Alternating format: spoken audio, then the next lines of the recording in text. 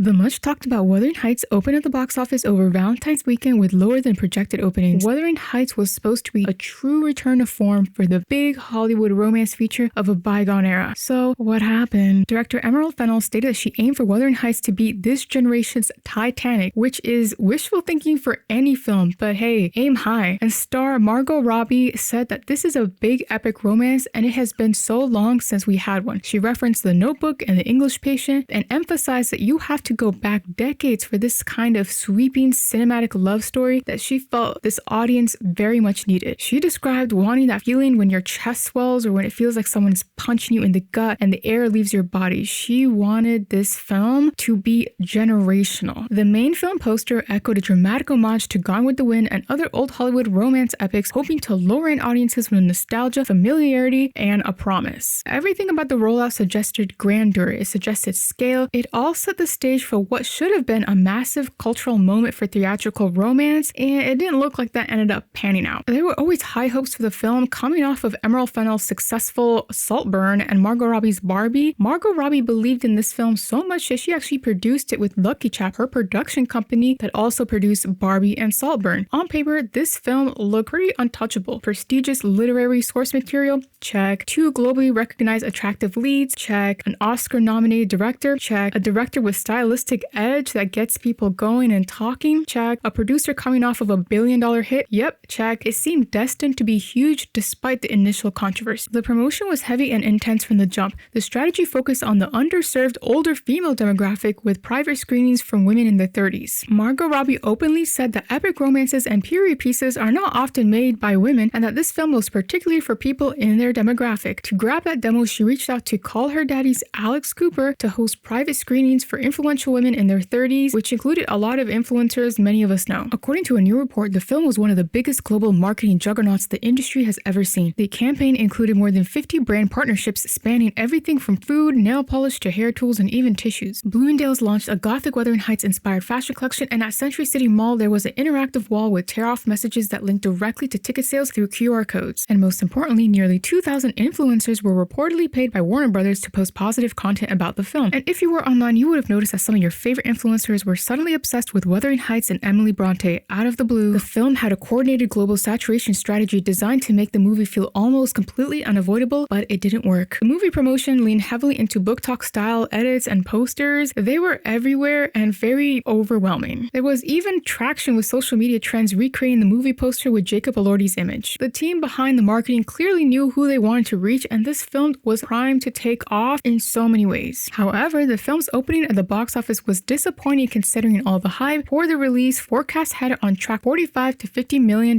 domestic in its 4-day opening, with some insiders projecting $50 million plus domestically over the 4-day weekend. The real opening was about $37.5 million domestic and roughly $80 million worldwide. While that global number is not catastrophic by any means, it still signaled a shortfall domestically and a cooling of momentum. For a long time, this film was looking like it was going to do something major at the box office, a really historical run for a period film like this, but in the end, it just sort of tapered off and then declined. When you are marked as the next Titanic, coming in below projection becomes the headline and also the story of your film. So while Wuthering Heights did fairly well and began recouping part of its $80 million production budget early, its financial trajectory fell short of the loftier projections that had analysts and studios insiders hoping for a blockbuster style legs, especially for this female-driven audience film. The film received a B cinema score from opening weekend audiences, and 76% of that audience was female, which is really huge. A B is not a disaster, but for a romantic drama positioned as an emotional film event, the grade reflects mixed reactions at best. Epic romances tend to have longevity and tend to receive an A-range cinema score because audiences feel leaving emotionally devastated and compelled to recommend it, and that usually signals that they're going to be a repeat viewer. A B firmly suggests polarization. It suggests some loved it and others felt pretty disconnected. A B cinema score also doesn't bode well for repeat viewership, which films like Titanic and more recent big romance films relied on to keep that box office running. So this whole spectacular thing came to a screeching halt right as it began to open at the box office in North America. So what went wrong with this project? Well, a lot of things, so let's get into it. So let's start with the film promotion itself. Firstly, the forced chemistry promotional cycle did not help initial momentum and created backlash right before the opening of the film. modern romance film promotion almost requires an are they or are they not narrative between the two leads. It's almost like a humiliation ritual where we're all subjected to and we have no way out. This seems to be the new standard. We saw this strategy contribute to the success of 2023's Anyone But You with Sydney Sweeney and Glenn Powell, but in that case, it was a lot more believable. The point of the strategy is to stir up interest as the two leads lean heavily into their pairing and chemistry, so people question if anything happened between them on set, or maybe people even start obsessively shipping them. The press tour for Wuthering Heights leaned heavily into the chemistry between Margot Robbie and Jacob Elordi, which, to be honest, I didn't really feel that much. They really gave me older sister and younger brother vibes, so the strategy felt not only distasteful, but a little bit embarrassing and beneath the actors. And then there was those moments where Margot Robbie glazed Jacob Elordi endlessly during interviews while he smiled and nodded politely beside her, which made the whole thing uncomfortable, one-sided and awkward, as Jacob wasn't really pulling his weight with this whole are they not strategy. He just kind of left Margot Robbie hanging. Margot Robbie infamously described becoming codependent with Jacob Elordi and that she'd be always looking for him and feeling lost without him, like a little kid without their blanket, and this whole bit got her mocked online and dragged as well, to which she later had to walk back and say that that quote was taken out of context. Margot Robbie and Jacob Elordi did a lot of promotion for this film, and they even dropped a Vogue Australia photo shoot in designer clothing with suggestive poses meant to spark discourse around their chemistry, but people criticized it for its try-hardness and its cold and distant aura. Hardly what they were going for, I'm sure. To me, they look like two dead, cold fish just sitting next to each other, side by side, nothing really going on behind the eyes, and it just, didn't really speak to any chemistry that they were trying to portray. But all it did was promote negative discourse and eye rolls, and all the eye rolls from me. When the on-screen chemistry is not overwhelming, the strategy can backfire. Instead of organic intrigue, it can read as forced and awkward and a little bit creepy. That's kind of the allegations that Margot Robbie was fighting, being creepy towards Jacob Elordi when she was just really trying to promote this film and get people talking while he wasn't doing anything but just sitting there and looking pretty, which I'm sure is easy for him. But instead of compelling, it can read as cringe, and the whole thing fell flat. And then there is what I would call the Booktokification of Bronte. In many ways, this film feels designed in a lab for the Booktok era. A smutty, dark romance Booktok bodice ripper with suggestive, spicy visuals, conventionally attractive leads, and with a hyper-pop soundtrack. Director Emerald Fennell's commercial strategy for this film was to clearly Booktokify Bronte, and Booktok is one of the biggest and influential tags on TikTok with billions of views and impressions, and the major driving force of book publishing and the modern reading habits of millions, maybe even billions of women. The most popular genre for Booktok is dark romance. Dark romance on Booktok is a romance subgenre centered on obsessive, morally gray, often dangerous relationships where love is intertwined with control, power imbalance, trauma, and sometimes violence. Dark romance books dominate book sales, and Emerald Fennell and Margot Robbie probably know that, and it makes sense to want to target that type of demographic that is primed and ready to view a film like this. But in many ways, Emerald is appealing to the lowest common denominator of dark romance slop fans to make the film a huge commercial success. There is a commercial logic in appealing to this demographic because the Booktok is commercially very powerful and very untapped. I mean, bookstores now have entire Booktok sections that outsell most other categories in the entire store. However, when a classic gothic novel like Wuthering Heights becomes filtered through that Booktok lens, it can feel cheap and almost anti-intellectual. It can feel like lowering the thematic complexities in favor of algorithmic appeal, and promotional posters featuring slogans like "Drive Me Mad" and "Come Undone" is specifically designed to target that Booktok vibe, and it is basically a dog whistle for people who enjoy content like that. And during the press tour, there was hype around a wall that's really modeled after Margot Robbie's skin, and you could see Jacob Elordi touching it and licking it. All of that is really to appeal to that certain Booktok demographic, to have them all riled up, and it just seemed like every decision made in this film had Booktok in mind. And while Wuthering Heights is a gothic tragedy, the marketing for this film leaned into spice and longing, which is really down Booktok's alley. The marketing did not merely borrow the aesthetic language and visuals of Booktok, it deliberately positioned itself inside that ecosystem. Margot Robbie publicly referenced the ever-popular Booktok stable Sarah J. Maas's A Court of Thorns and Roses series, and that was not just a casual reading antidote, it was like a bat signal to the dark romance readers on Booktok that this adaptation of Wuthering Heights understood their taste and intended to align with it the entire time. The social media campaign for this film leaned heavily into social media friendly, high hyper-aesthetic edits designed for reposting and clicks and mood boards, prioritizing longing stares, sensual framings, and dramatic quotes over literary context. You can't say that these people didn't do their research. They knew exactly the demographic to target, their aesthetic taste, their reading taste, and things that they would want to see in a film like this, and they gave it their all for sure. Choosing to create and market this Wuthering Heights adaptation for Booktok audiences really drags down the film in my opinion, and it makes it come across as unsophisticated slop, but also it gives it a veneer of unseriousness that is kind of hard to erase. This classic gothic novel is about generational trauma, race, class, religion, mental illness, abuse, and toxicity, and it was simply reframed as a dark romance novel for more commercial appeal, which is really just doing the original work so dirty. The novel is about one of the most toxic relationships, but the film reimagines Wuthering Heights as an epic, sweeping romance that meets dark romance standards, which cheapens the entire theme of the original work. Emily Bronte, sweetie, I am so sorry. I know she is tossing and turning in her grave, poor lady. The film also glosses over important themes embedded in the original novel. In the book, Heathcliff's outsider status is foundational to the plot and is closely tied to his racial ambiguity. Bronte describes him variously as a dark-skinned gypsy, a castaway with black eyes, and many more ambiguous labels. This man is not merely poor, he is actually racialized and stigmatized. He is othered and dehumanized. His rage is shaped by xenophobia and class exclusion, and by softening or ignoring this major element, the adaptation completely flattens Heathcliff into a charming, brooding, leading man archetype rather than the racialized outsider shaped by his structural rejection. This core theme was abandoned for what reason, I'm not really sure, but they transformed Heathcliff into a charming, bad boy, nonchalant romance type, which took a lot of depth from his character and would have probably explained his rage and misery a lot more to the audience. I think this was a really big exclusion and choice by director Emerald Fennell, and one that really did not lead to a better outcome. Her Heathcliff is far less complex and interesting than in the book and other adaptations we've seen, and that's just a disservice not to just the work, but to the fans of this novel. And ultimately, the audience lost the most because they could have been introduced to a very complex and interesting character. In the novel, character Isabella Linton's marriage is widely interpreted by modern scholars as abusive emotionally, psychologically, and physically. Because this novel was written in 1847, Emily Bronte presents that abuse very indirectly, but modern readers recognize it very clearly for what it was. However, in dark romance culture, such dynamics are often reframed as thrilling rather than tragic and heartbreaking. Popular modern romance novels, like the ones written by Colleen Hoover, perpetuates the normalization of power imbalances and multi-level abuse in relationships and glamorizes them as forbidden and even desirable. Director Emerald Fennell leans into this glorified toxicity that's widespread among today's biggest romance fans thanks to the plague that is Booktok and modern-day romance books. A significant amount of the most popular romance books consumed today on Booktok and elsewhere are filled with plots involving physical and emotional abuse and toxic relationship standards. This is another example of major themes of the original book being dismissed for more problematic modern interpretations. Isabella Linton's tragic storyline could have been one that really impacted the audience for years to come and started necessary dialogue about toxic relationships, but instead we are left with this image of Isabella wagging her tongue like a dog. I also feel like it didn't deliver exactly on what it set out to do, and this was a case where audience expectations were misaligned with what the film promised, which was ultimately validated by the mid-cinema score this film received. You would expect, with all the salacious visuals and imagery, that this film was going to be very spicy and smutty that would satisfy all the Booktok lovers out there, but this film was pretty standard for a romance film. Nothing out of the ordinary, definitely not anything like Saltburn. A lot of the marketing for this film was misdirection, and what the audience expected isn't exactly what they received. A lot of noise was made about the chemistry between the two leads, but in my opinion, that chemistry just did not carry over in the film. Even if the film was not good, the chemistry between the leads could have continued to carry the film on its back, but I felt the chemistry was very weak. I really think the lack of chemistry between the two leads hurts the film, and it prevents the audience from connecting with the characters and, as a whole, the movie. And while the film was competently done and very beautiful, it was not amazing and somewhat forgettable. I just don't think people will be talking about this film in 5 years, let alone 1 year. Stylistically, the film is beautiful and gorgeous. It calls back to the highly stylized classic literature adaptations like Baz Luhrmann's Romeo and Juliet. The film was labeled an MTV Generation adaptation, but it maintained the structural integrity and thematic core of Shakespeare's text, even while radically updating the aesthetic. We see similar appeal to introduce the classic Wuthering Heights to the modern social media generation, over-the-top, historically inaccurate fashions, glossy, eye-catching visuals and aesthetics, a brat-tinged soundtrack from the viral hyperpop queen Charlie XCX, and the latest young male heartthrob with the casting of Jacob Elordi. The movie was clearly going for that modern classic label, but while Baz Luhrmann made wildly different stylistic and aesthetic choices, the story maintained its integrity in terms of story and theme. And that's why people loved the 1996 Romeo and Juliet so much. Not only was it cool, it was faithful. Wuthering Heights, on the other hand, departs way more from the source material and at times borders on fan fiction. Emerald Fennell's fan fiction, to be exact. Bronte fans and English literature fans as a whole have been at war with this adaptation since it was announced, and for many it confirmed their worst fears. It's safe to say that the 2026 Wuthering Heights adaptation will not go down as beloved or respected like other adaptations before it. I hate to say it, but style over substance only works if you know exactly what you're doing and you understand your source material, which Baz Luhrmann did and Emerald Fennell did not. Beautiful images does not a film make. Like if you want to make a beautiful and glamorous music video, Emerald Fennell, you could have just done that. She has a really amazing grasp on visuals and visual interest, but what's lacking is the actual story and respect for the source material. In many ways, this film is a beautiful, beautiful disaster. I do love those giant strawberries though. Those were really cute. Stunning visuals can't outrun a poorly adapted story. And I understand where Emerald Fennell and Margot Robbie are coming from. Hollywood doesn't really produce movies for female audiences, let alone older female audiences. So this is very untapped potential, targeting the right demographic, the right moment, the right genre. Everything really just lined up well. Ultimately, I think the 2026 Wuthering Heights adaptation underestimated the audience's intelligence in pursuit of a quick profit and social relevance, and audiences responded accordingly with rejection. The underwhelming performance likely came as a genuine surprise to the film's creators. On paper, this looked like a slam dunk. The strategy was focused and calculated, the demographic targeting was super precise, and the rollout was aggressive. The film knew its audience. It simply chose to court them in a way that felt forced, overtly manufactured, and intellectually shallow. And sadly, the film was probably a handful of bold creative choices away from being something truly special. Instead, it opted for the shallowest and most commercially convenient interpretation at nearly every turn. And that choice may costed the lasting cultural relevance it so clearly was chasing. I know Margot Robbie and Emerald Fennell are sick to their stomachs about this performance. They thought they grabbed that female audience and they would go into the theaters in droves, stampede with their corsets and drag their boyfriends and drag their partners in, but that wasn't the case. They wanted something more. So you have to make a good film and the people will come. And Emerald Fennell and Margot Robbie didn't build it. They just plastered it into the face of people, hoping that they recognize something they would like to see and show up anyway, but people know where to spend their money. Film going and cinema experiences are very expensive. People are going to spend their dollars on something that is worth it, and Wuthering Heights proved to not be worth it. Audiences and book lovers deserved something better, especially the Emily Bronte fans. We could have had something great, but alas, we did not. Moving on, and that's what went wrong with the 2026 Wuthering Heights adaptation. See you next time, and please subscribe to my channel. I will post more videos.